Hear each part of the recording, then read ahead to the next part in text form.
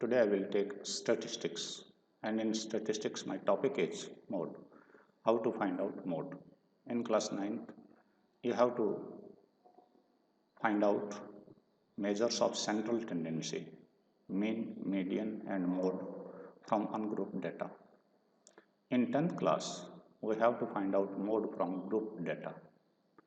यदि आपको मोड के बारे में पहले से जानकारी है तो बहुत अच्छा, नहीं है तो मैं थोड़ी सी जो बेसिक कंसेप्ट्स हैं मोड के वो आपको बता रहा हूँ शुरुआत में। I am starting from 9th class.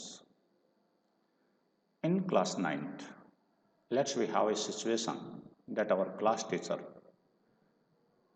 took a test of 15 students and the marks are given below.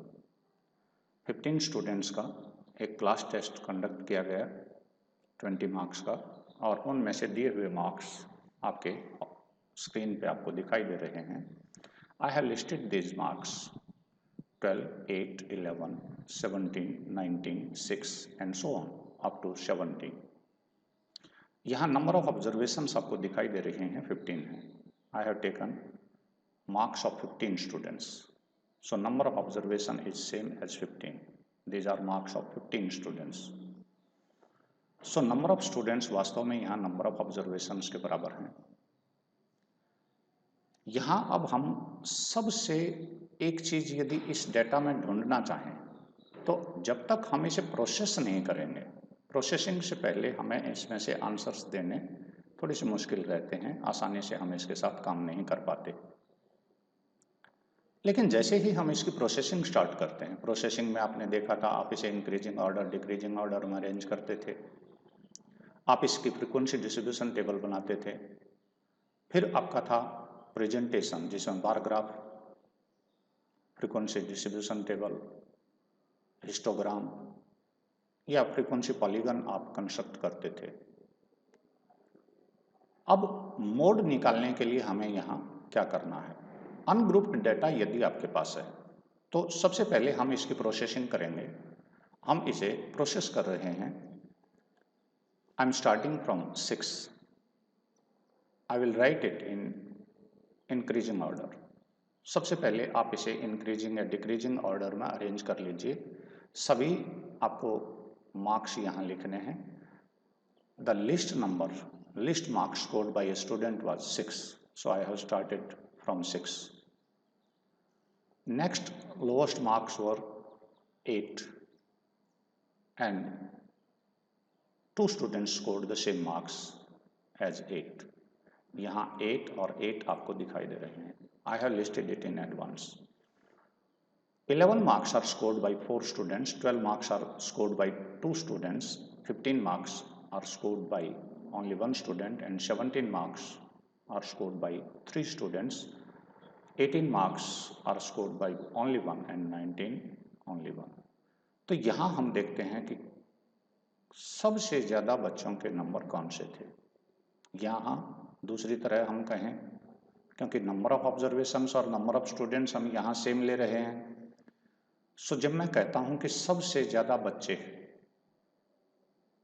कितने मार्क्स लेकर आए थे, सेम मार्क वाले कौन से बच्चे थे, तो यहाँ हम देखते हैं 8 मार्क्स थे 2 बच्चों के, 11 मार्क्स थे 4 स्टूडेंट्स के, 12 मार्क्स थे 2 स्टूडेंट्स के, 15 मार्क्स ओनली 1 और 17 थे 3।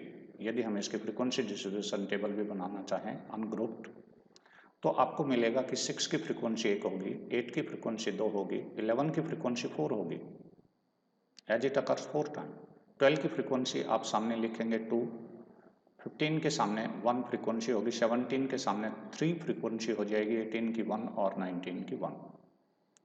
सो यहाँ आपको एक बात ढूंढनी है, द नंबर और the observation that occurs maximum number of times in a data. मैंने यहाँ मोड की डेफिनेशन लिखी है, an observation that occurs maximum number of times in a data. किसी डेटा में जो मैक्सिमम नंबर ऑफ टाइम्स कोई नंबर आपके पास आता है, कोई ऑब्जर्वेशन आती है, तो वो यहाँ मोड है। ये कोई ज़रूरी नहीं कि ये नंबर्स हों। ये किसी, अभी मैं एक एग्जांपल आपको देना चाहूँ, यदि हम रोड पे देखते हैं तो हम देखते हैं कि हमारे सामने से गुजरने वाली कार मारुति कंपनी की ज़्यादा हैं कि हुंडई की ज़्यादा हैं, तो वहाँ 10, 20, 30 कारों का ऑब्जर्वेशन करके हम बता सकते हैं कि हमारे यहाँ मारुति की कारें ज़्यादा हैं। सो यदि हमारे पास हम कहें कि 4-5 कारों की कंपनी का नाम आपको दिया जाए और उसका मोड निकालना पड़े, तो ऑब्जर्वेशंस में आप पाएंगे कि मॉडल जो वैल्यू होगी वो मारुति कार की होगी। सो mode is an observation that occurs maximum number of times, यानी किसी ऑब्जर्वेशन, ऐसी ऑब्जर्वेशन जो किसी डेटा के अंदर सबसे ज़्यादा बार आती हो, शामिल की गई हो, जिसकी फ्रीक्वेंसी सबसे ज़्यादा हो। 2-3 तरह से हम इसे डिफाइन करते हैं। An observation whose frequency is highest, an observation whose frequency is highest, or occurs maximum number of times is the same thing. So here 11 occurs maximum number of times in this data. So mode of this data is 11. हम यहाँ आसानी से ये बात find out कर सकते थे, ungrouped data था। अब जैसे ही हम ग्रुप्ड डेटा में आते हैं तो ग्रुप्ड डेटा का मोड निकालने का आपके पास एक विशेष रूल है। यहाँ इस रूल को हम थोड़ा सा स्पेसिफाई करेंगे। This is your formula for mode for grouped data. Grouped data का मोड निकालने के लिए हमारे पास ये फार्मूला नीचे दिया हुआ है। Mode of a given data is equal to L plus, what is L, I will tell you. L plus आपका ब्रैकेट स्टार्ट होता है, ये वैल्यू आपको एक साथ इकट्ठी कैलकुलेट करनी है। f1 minus f0 upon 2f1 minus f0 minus f2 multiplied by height h। This is size of class. अब हम इनकी वैल्यूज देखते हैं। आपकी टेबल यहाँ दी हुई है। मैंने इस टेबल को स्टूडेंट फ्रेंडली मोड में कन्वर्ट कर लिया है। अक्सर इस तरह की टेबल्स में हमारे स्टूडेंट्स को काम करने में थोड़ी सी समस्याएं आती हैं। सो मैंने ये आपकी frequency distribution table, family size और ये सारी चीज़ें यहाँ लिख दी हैं। उसके बाद यहाँ इस टेबल को हमने अपनी आंसर शीट में कॉपी कर लिया है। अब आंसर शीट में कॉपी करने के बाद हम यहाँ देखते हैं कि आगे हमें क्या क्या प्रोसेसिंग करनी है, हम उस बात पर ध्यान देंगे। सबसे पहले है lower limit of modal class. I have to define this modal class. Mode आपने देखा था, मैक्सिमम फ्रीक्वेंसी की बात हुई थी, तो मॉडल क्लास भी वही क्लास होगी जिसकी मैक्सिमम फ्रीक्वेंसी है। आपने यहाँ चेक करना है कि मैक्सिमम फ्रीक्वेंसी वाले कॉलम में मैक्सिमम नंबर कहाँ है। Modal class is a class that has maximum frequency, whose frequency is maximum. So यहाँ मैं देखता हूँ 7 से बड़ी भी एक फ्रीक्वेंसी 8 आती है, फिर 2 है, फिर 2 है, फिर 1 है। टोटल 20 स्टूडेंट्स, 20 फैमिली साइज है। फैमिलीज में जो ऑब्जर्वेशन हमने ली वो 20 थे। नंबर ऑफ फैमिलीज आपके पास 20 है। ये आपके फैमिली साइज है कि 1 से 3 मेंबर्स थे, 3 से 5 मेंबर्स थे, 5 से 7 मेंबर्स वाले 2 परिवार आपके पास थे, 7 से 9 सदस्य जिसमें होते हैं वो 2 परिवार थे, और 9 से 11 वाले में 1। सो बेहद आसान सा ये डाटा आप भी कलेक्ट कर सकते हैं अपने पड़ोस से कि 5-7 अपने 20-25 जो भी परिवार आपके पड़ोस में हैं जिनको आप जानते हैं, तो उनसे इंफॉर्मेशन लें। ऑलमोस्ट आप अपने पड़ोसियों को तो ये जानते हैं कि इनके फैमिली मेम्बर्स कितने हैं, नहीं है तो उनके घर जाके पता लगा सकते हैं, और इस तरह की फ्रीक्वेंसी डिस्ट्रीब्यूशन टेबल आप भी तैयार कर सकते हैं। ये कोई ऐसी चीज़ नहीं है कि क्वेश्चंस आप नहीं बना सकते। पहले क्वेश्चंस फ्रेमिंग भी आपको आनी चाहिए, डाटा कलेक्शन भी आना चाहिए, और ये डाटा कलेक्शन के बाद आप देखें कि ये टेबल और आपकी टेबल में कितना डिफरेंस है, या आपके मोड में और इस मोड में कितना अंतर आएगा। You can compare. So I am starting. यहाँ हमने देखा है कि आपकी maximum frequency, these are frequencies, ये टोटल है, इसको ना देखें। 7, 8, 2, 2, 1, what is maximum? This is maximum frequency. So I am enclosing it in yellow colour, this class is called model class. हमने एक बात डिफाइन कर ली थी, ये हमारी मॉडल क्लास है। इसको मैं हाईलाइट भी कर देता हूँ। जब हमारी मॉडल क्लास हमारे पास आ गई, आप इसे स्पेस और लें तो मॉडल क्लास ये लिख सकते हैं सामने, आप अपने पहचान के लिए इसको लगा सकते हैं। अब हमें देखना है कि हमारे पास L की वैल्यू क्या है। L is the lower limit of modal class, lower limit. जब हम L की वैल्यू लिखना चाहते हैं तो L की वैल्यू हमारे पास ये है। ध्यान दें, मैं इस वैल्यू को सर्कल कर देता हूँ, दिस इज L। आपके फार्मूले में L की वैल्यू 3 आपको रखनी है। What is your F1? यहाँ ध्यान दें, ये फ्रीक्वेंसीज, ये F0, ये F1, ये F2। ध्यान दें, यदि हम इनकी बातें करें दो ग्रुप की, तो 8 को हम सक्सीडिंग ग्रुप बोलते हैं और 7 को प्रीसीडिंग। यदि हम 8 और 2 की बातें करें तो 8 हो जाएगा प्रीसीडिंग और 2 वाला होगा सक्सीडिंग। अब हम मॉडल क्लास के कंपैरिजन में प्रीसीडिंग और सक्सीडिंग की बात करते हैं। हमारी मॉडल क्लास ये है, आपको दिखाई दे रहा है। ये यदि मॉडल क्लास है तो इसे हम कहते हैं प्रीसीडिंग क्लास, और ये होती है succeeding class. So frequency of class preceding to modal class is denoted by F0। So हमारे पास F0 की वैल्यू आई है 7। कई बार आपके क्वेश्चन से ऐसे आ सकते हैं कि मॉडल क्लास आपकी फर्स्ट ही आ जाए, तो F0 की वैल्यू आप 0 रख सकते हैं, क्योंकि इससे पहले की क्लासेस आपके पास नहीं है। F1 frequency of modal class, F1 की वैल्यू 8 है और F2 की वैल्यू 2 है। मैं बहुत स्लो ले रहा हूँ, इन कंसेप्ट को आप यदि समझ जाएं, ये वैल्यूज निकालनी सीख गए तो बाएं हाथ का खेल है, फिर हमारी समस्याएं नहीं आती हैं। What is H? This is class size. H की वैल्यू क्या है? H है क्लास साइज। यहाँ आप देखें सभी नोटेशंस आपको लिए हुए हैं। L lower limit of modal class, lower limit of modal class आपकी ये थी, लोअर लिमिट 3 है। H size of class interval, assuming all size to be equal. यहाँ हमारे पास है साइज है 3 में से 1 सब्ट्रैक्ट करिए, साइज है आपका 2। ये फैमिली साइज जो आप ले रहे हैं ये 2 का लिया है आपने, हर एक में 2-2 मेंबर्स आप बढ़ा रहे हैं।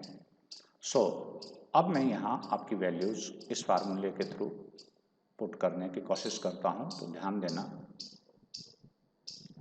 This is our formula, I am writing it again. This is L plus,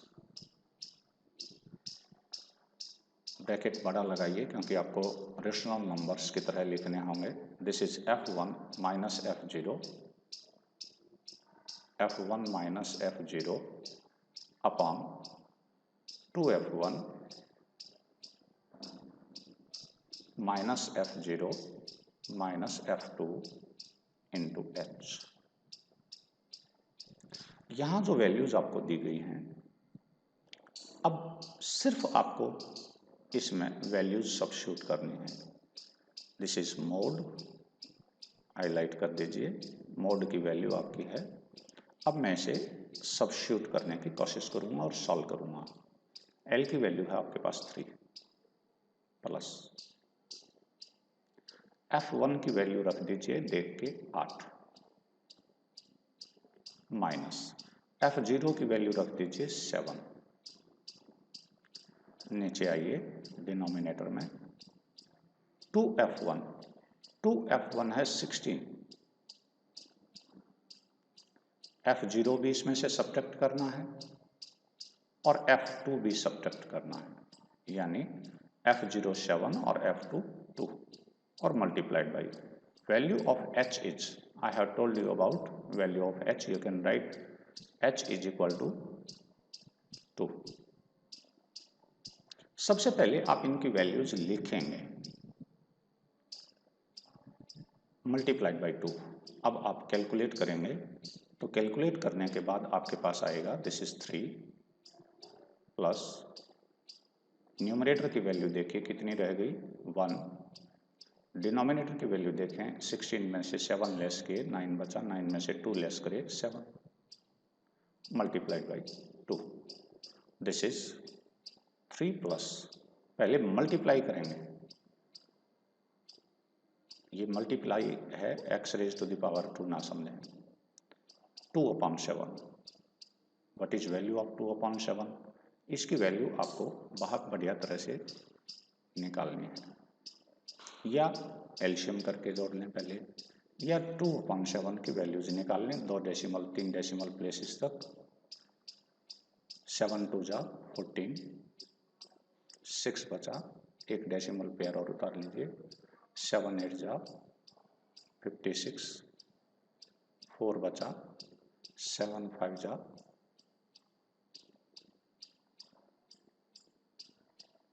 35, so you can write it 5 बच जाएगा, 7 7 जा आगे आएगा। अब आप 2 डेसिमल प्लेसेस तक इसकी वैल्यू निकालेंगे, this is nearly equal to 0.29, क्योंकि हाफ या हाफ से ज़्यादा नेक्स्ट डेसिमल प्लेस है तो आपने उसे आगे इंक्रीज करना है, एक डेसिमल प्लेस यहाँ आप इंक्रीज कर देंगे। 85 is much closer to 90, 0.85 is much closer to not 80, it is taken as 90। so यहाँ हम 3 में इसे ऐड कर देंगे, 3 प्लस 3.00 लाइक डेसिमल बना के और 0.29 इसमें ऐड करेंगे, your answer will be 3.29। Means in this table अब फैमिली मेंबर्स का साइज हम कह रहे हैं, फैमिली मेंबर्स का साइज फ्रैक्शनल नहीं आता है almost, so it is nearly equal to 3। बाकी कैलकुलेशंस में आप जो एग्जैक्ट डेसिमल वैल्यू है वो लिखते रहें और यहाँ भी लिख दें, दिस इज योर आंसर। हालांकि आम जो हमारी समस्याएं हैं उसमें हम देखते हैं कि फैमिली साइज 3 का हो सकता है या 4 का हो सकता है, ऐसा तो नहीं हो सकता कि 3.29 आदमी हो एक किसी परिवार में, लेकिन ये मैथमेटिक्स है। यहाँ कैलकुलेशन के आधार पर हम जो जनरल वैल्यूज हैं उनको साथ यों का यों उसे रखेंगे। नेक्स्ट क्वेश्चन जो मैं ले रहा हूँ वो हमारे पास थोड़ा सा अब डबल आ गया है। ध्यान देना, आपके पेपर में भी 2-2 चीज़ें एक ही टेबल से पूछी जा सकती हैं। कई बार मीन, मीडियन और मोड एक ही टेबल से तीनों ही सेंट्रल टेंडेंसी के मेजरमेंट की वैल्यू आपसे निकलवाई जाती है, 2 आप निकाल लेते हैं, फिर एक एम्पिरिकल फार्मूला है जो आज मैं डिस्कस करूंगा, 2 निकाल के तीसरा डायरेक्ट निकल जाता है। सो यहाँ एक टेबल देखिएगा, इस टेबल को स्टडी करिए, बहुत आराम से इसे पढ़िएगा। The following table shows the ages of patients admitted in a hospital during a year. एक हॉस्पिटल में दाखिल पेशेंट्स की ये संख्या है एज ग्रुप वाइज। सो यहाँ जब हम अपना काम करने की कोशिश करेंगे तो एक फ्रीक्वेंसी डिस्ट्रीब्यूशन टेबल फॉर्म में यदि हमारे पास ये बन जाए तो ये ज़्यादा इजी होता है। यहाँ देखें, अब फाइंड मोड, आपको क्या क्या चीज़ें निकालनी हैं वो सावधानी से देखिए। आपको मोड निकालना है, मैं कलर चेंज कर लूँ, मोड आप निकालेंगे और मीन भी निकालेंगे of the data given above. Compare and interpret the 2 measures of central tendency. इनको कंपेयर करना है और इनका मीनिंग बताना है, एक्चुअल में मोड का मीनिंग क्या होता है और मीन का एक्चुअल मीनिंग क्या होता है वो आपको यहाँ बताना है। एक कोशिश मैं आपसे रिक्वेस्ट और करूँगा, वीडियोज़ में आपकी जो थ्योरी है वो हम आपको बेसिक कंसेप्ट्स बताते हैं। It will be much better that you read your summary before you start solving your sums. अपनी समरी को बहुत बढ़िया तरह से एनसीईआरटी बुक ले लें और दूसरी बुक्स ले लें। एनसीईआरटी में समरी अच्छी है, बाकी दूसरी RS अग्रवाल है, PK गर्ग है और दूसरी हैं, उनमें समरी को थोड़ा सा छोटा कर दिया जाता है, नंबर ऑफ क्वेश्चंस बढ़ा दिए जाते हैं। So better to read summary from NCERT। और बाकी क्वेश्चंस आपके RS अग्रवाल से, आप PK गर्ग से, RD शर्मा से, जिससे भी आप मैक्सिमम नंबर ऑफ क्वेश्चंस कर पाएंगे वो आपको बेनिफिट देगा। सो बहुत बढ़िया तरह से इन चीज़ों को पढ़िएगा, क्योंकि यहाँ जो शब्द लिखा हुआ इंटरप्रेट, इसे आप आसानी से, जब तक आप थ्योरी नहीं पढ़ेंगे तब तक इसका मीनिंग आपको समझ में नहीं आता। इंटरप्रिटेशन का मतलब है you have to tell about the meaning of these two things, how these two things are different and they are used in different context. किस तरह से इनका प्रयोग हम करते हैं, उसका मतलब क्या होता है, ये आपको बताना है। सो सबसे पहले मैं आपका टेबल कोशिश करता हूँ, आपके यूज़र फ्रेंडली टेबल में कोशिश करूँगा। जब यूज़र फ्रेंडली टेबल लेंगे, क्योंकि मैंने मेन के लिए ये आपकी एक टेबल बनाई हुई है, सो यहाँ मैं उसको यूज कर रहा हूँ। हालांकि इसमें मीन वैल्यू की ज़रूरत नहीं रहती। जब आप मोड निकालते हैं तो आपके पास ये प्रॉब्लम नहीं है कि आप ये वैल्यू निकाल लें, लेकिन फिर भी मैं ये बनी बनाई टेबल, क्योंकि इसी को प्रोसेस किया हुआ है, सेम टेबल, मैं इसकी कॉपी करके आपके लिए ले लेता हूँ।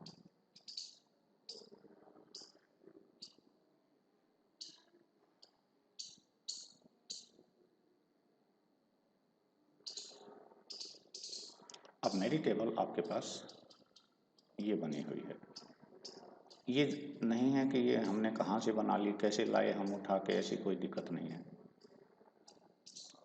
ये स्पेस हमें चाहिए नहीं था, लेकिन फिर भी क्योंकि है साथ में तो कोई दिक्कत नहीं।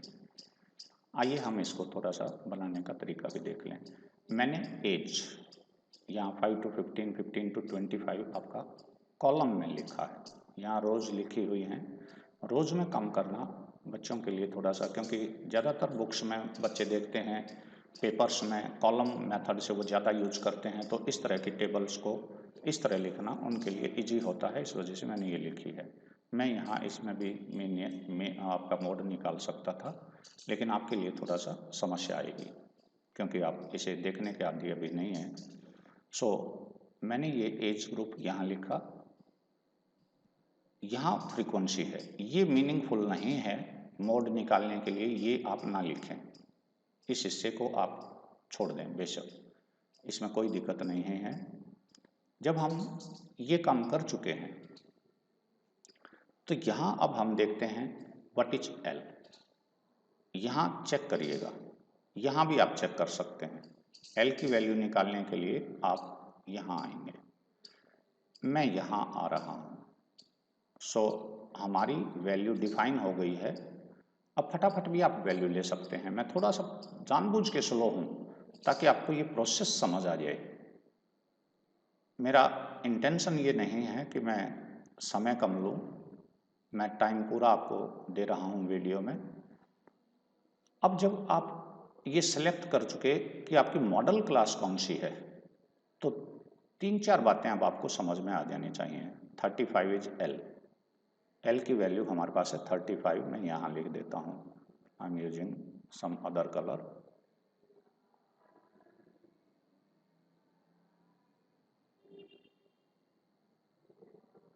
आई am taking blue. So frequency की वैल्यू हमें FI कॉलम के नीचे से लेनी है। सो जब हम L की वैल्यू निकालना चाहेंगे, सो सबसे पहले हम देखेंगे L की वैल्यू क्या है, ये आपको नोट डाउन करना है। What is value of L।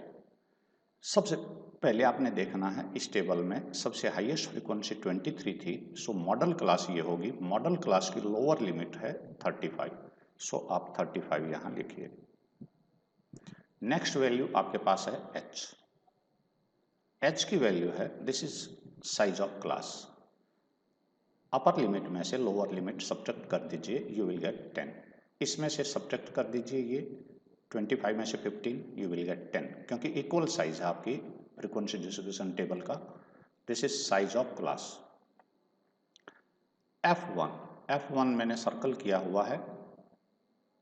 Model class की जो फ्रीक्वेंसी है वो 23। इससे पहले वाली को F0 बोलेंगे। ये हमारे पास F1 हुआ तो ये F0 है और ये F2 है। यहाँ आप एक सीक्वेंस देख रहे हैं F0, F1, F2। ये ऊपर भी शिफ्ट हो सकते हैं, नीचे भी शिफ्ट हो सकते हैं, इसके ऊपर डिपेंड करेगा। यहाँ इसके सामने F1 लिख के ऊपर F0, नीचे F2। So F0 is F0 बताइए 21 हुआ, F2 बताइए, आप भी साथ साथ करते रहिए, दिस इज 14। अब हमारी ऑलमोस्ट सभी फार्मूले में आने वाले सभी वेरिएबल्स की L की वैल्यू मेरे पास है, चेक कर लीजिए। F1 की वैल्यू मेरे पास है, F0 की वैल्यू मेरे पास है, क्योंकि कई वेरिएबल बनते हैं तो आप F1 की वैल्यू हमारे पास ऑलरेडी आ चुकी, F0 की आ चुकी, F2 आ चुका है और H आ चुका है। Now we have to apply this formula only. अब हमें ये फार्मूला अप्लाई करना है। सो यहाँ से जो वैल्यूज आप ले चुके हैं उसकी आपने एक लिस्ट बना ली है और अब आपका ये काम बेहद आसान हो जाएगा।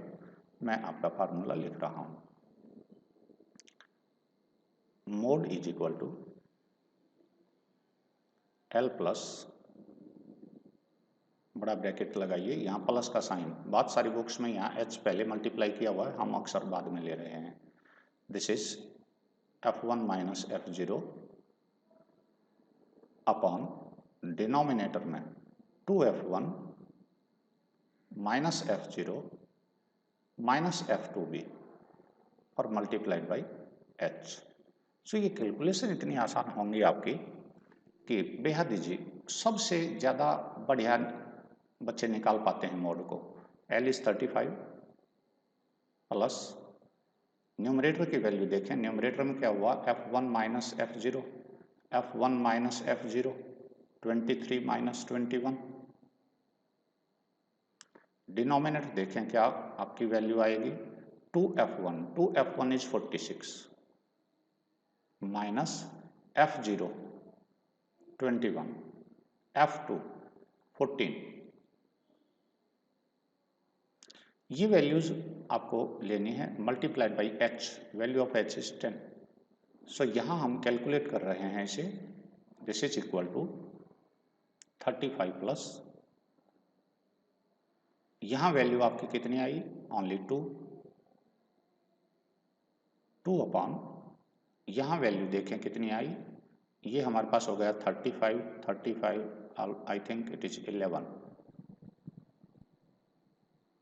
जी, अपॉन 11 मल्टीप्लाइड बाई 10। मल्टीप्लिकेशन पहले करनी है। बहुत बार बच्चे क्या करते हैं, यहाँ 7 होता तो 7 से 35 कैंसिल कर देते हैं, ये बीच में प्लस का निशान है, आप इसे कैंसिल नहीं कर सकते।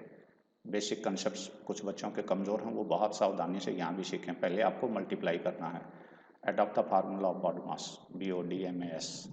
सो 35 प्लस, यहाँ आपकी वैल्यू है 20 अपॉन 11। 20 अपॉन 11 को उसी तरह से डेसिमल प्लेसेस में बदलें, 20 को 11 से डिवाइड कर दीजिए, 2 to 3 डेसिमल प्लेसेस आपकी कैलकुलेशंस चलेंगी।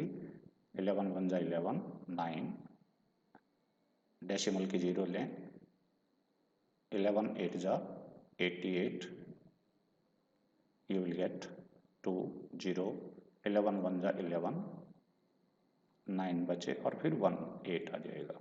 सो इस 8 को हटाकर आप 1.82 कर दें। So this is 35.00 plus 1.82.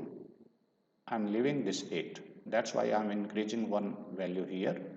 So it will be 36.82. It will be your answer. इसी क्वेश्चन का दूसरा हिस्सा आपको और करना था और वो हिस्सा आपके लिए ये रहा। अब आपको मीन निकालना था। मीन वैल्यू जब आप निकालते हैं तो आपको ये क्लास इंटरवल्स लिखने हैं। ये मैं ऑलरेडी लिख चुका हूँ, पहले भी मैंने यही आपकी कॉपी ली थी। ये एज जो लिखी हुई है ये क्लास इंटरवल्स हैं। इनकी जो मीन वैल्यू आएगी वो xi बोली जा रही है। All these values are axis, excise हम इसे बोलते हैं। xi की वैल्यू 5 to 15 में जो आपकी क्लास मार्क है दोनों को ऐड करके हाफ करिए, 5 + 15 ये 10 आ गया। पिछली वीडियोज़ में भी आप ऐसा कर रहे हैं और 9th में भी शायद आप ये बातें जानते हैं। ये मीन वैल्यू है इन दोनों वैल्यूज़ की, दोनों को ऐड करें ये आ जाएगा हाफ करके, इन दोनों को ऐड करके हाफ करिए ये आ जाएगा। सो हमने 6, 11, 21, 23 ये वैल्यूज़ FI में लिखी। अब आपको सिर्फ मल्टीप्लाई करना है, यू विल गेट 60 हियर। आपने 10 और 6 को मल्टीप्लाई करना है, 11 और 20 को, यू विल गेट 2, 2, 0, 21 3 जा 63, 6 3 0, 92, 920, 14 5 जा 70, this is 700 and this is 300. Now you have to calculate their sum. जब आप यहाँ इनकी कैलकुलेशन करेंगे तो हमारे पास ये टोटल के लिए मेरे पास जगह नहीं, मैं यहाँ यहीं यूज कर रहा हूँ इन्हें। कोशिश करिएगा कि आप नीचे कॉलम छोड़ लें। What is sigma FI? Sigma FI, this is sum of FI column, frequency column का सम है ये। क्या आप जानते हैं ये कितने पेशेंट्स थे? यदि नहीं तो ऐड कर लीजिए, 6, 7, 8, 11, 15, 20, 2, 3, 5 and this is 8. 80 patients were there. अब ग्रांड टोटल निकालें XI FI कॉलम का। XI FI कॉलम का grand total, this is called sigma, SIGMA, SIGMA, this is called sigma. ये आप कंप्यूटर वगैरह में देखते हैं, पावर पॉइंट वगैरह में, यदि किसी कॉलम का हमें सम निकालना होता है तो सिग्मा फंक्शन हम यूज करते हैं, सभी कॉलम का ग्रांड टोटल आपके पास आ जाता है। सो यहाँ जो सम हो रहा है मैं उसे यहीं ऐड कर देता हूँ, you will get 0 here, 8, 11, 13, 1, 3, 6, 9, 18, 18 and 10, 28. So what is X bar? This is mean. X bar is equal to sigma XI FI. Sigma XI FI। आप सिग्मा XI FI की वैल्यू रखिएगा और अपॉन सिग्मा FI की value रखिए, आपके पास ये 2830 upon 80, 0 से 0 cancel करके 8 से डिवाइड कर दीजिए, 8 3 जा 24, 8 5 जा 40, 3 बचा तो 8 3 जा 24, 6 बचेगा, 8 7 जा एंड 5 जा। आप 5 को हटाकर 3 8 कर सकते हैं, this is 35.38। If you have to answer up to 2 places of decimal, then you can struck off this 5 and increase 1 here, approximate, क्योंकि एग्जैक्ट वैल्यू हमारे पास ये नॉन टर्मिनेटिंग डेसिमल तो ठीक है लेकिन 3 प्लेसेस ऑफ डेसिमल हैं, इस वजह से हम अप्रॉक्सीमेट लिख रहे हैं, ये एग्जैक्ट वैल्यू है। कभी कभी पेपर में कहा जाता है कि you have to find out this value up to 2 places of decimal, तो उस स्थिति में ये ऐसा करिएगा। अब मैं आपका नेक्स्ट क्वेश्चन लेता हूँ, ये बेहद सिंपल है। हाँ, एक आपको और इंटरप्रिटेशन और चाहिए था। What is mean by mode? Mode का मतलब क्या है? मैक्सिमम नंबर ऑफ डेटा और observations, maximum number of observations are 36.82।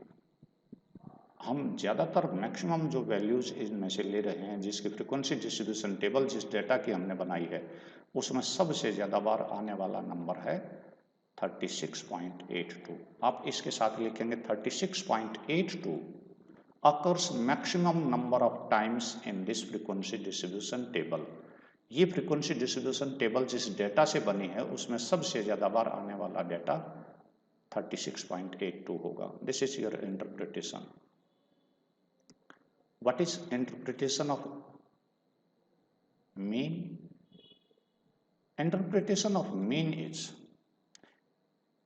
if I take these observations separately and assign a value of 35.38 to each observation, then your sum will remain the same.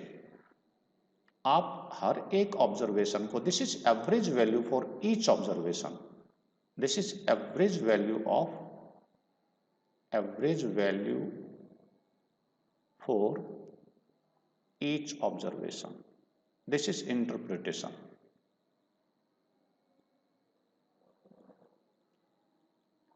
और आप यहाँ इनका difference भी ले सकते हैं. आपको कंपैरिजन कहा गया है. 36.82 मोड इज, आप इनको घटा के बता दीजिए कि कौन किससे कितना ज़्यादा है.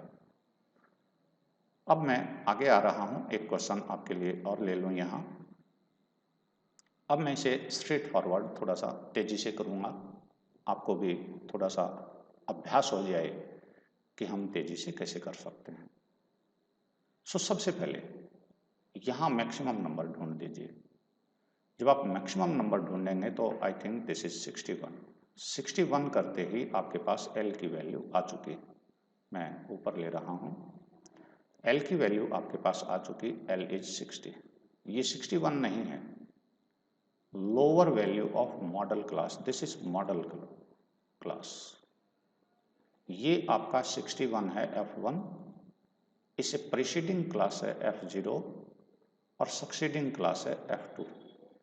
सो write down F1 is equal to 61, F0 is equal to 52, F2 is 38, and then you have to find out value of H. This is F2. H is equal to 20. So write down your formula. L is equal to median mode is equal to L plus bracket F1 minus F0 upon 2F1 minus F0 minus F2 multiplied by H. So values substitute करते हुए आपका बहुत कम समय लगेगा, कोई ऐसी दिक्कत आपको नहीं आनी है. यहाँ जो वैल्यूज आपको मिली हैं उनको सब्स्टिट्यूट कर दीजिएगा. 60, L की वैल्यू लिख दीजिए 60 प्लस बड़ा bracket F1 minus F0, F1 minus F0 is 9. This is 122. 2F1 is 122 minus F0 is 52 and F2 is 38 multiplied by 20. जब आप ये वैल्यू लिख चुके हैं तो यहाँ आपके पास बहुत आसानी से दो तीन बातें आएंगी. L की वैल्यू 60 है, घबराइए बिल्कुल मत. प्लस आपके पास 9 वैल्यू आ चुकी है. 9 ये 62 माइनस 61 माइनस 52 था. सो 9 अपॉन, इसे दोनों को ऐड करके इसमें से सब्ट्रैक्ट कर लीजिए. ये 90 है, सो 32 रह गया, मल्टीप्लाइड बाई 20. अब 4 से आप इसे कैंसिल कर सकते हैं. 4 5 जा 4 8 जा. So you will get 60 plus 45 upon 8. 45 upon 8 की डेसिमल वैल्यूज ले लीजिए. आप 45 अपॉन 8 को ये डेसिमल वैल्यू दे सकते हैं. 8 5 जा 40, 5 जीरो ले लें. 8 6 जा 48, 2 बचा, एक जीरो और उतारिए. 8 2 जा 16, 4 बचेगा, एक जीरो, और 8 5 जा 40. आपके पास वैल्यू आ गई है. This is 60.000 plus 5.625. सो यहाँ आप जो वैल्यू लिख रहे हैं वो ऐड कर दीजिए. This is 65.625. इतने से समय में आप इसे तेज़ी से कर सकते हैं, लेकिन तेज़ी इतनी ना बढ़ाएं कि आपके आंसर्स गलत हो जाएं।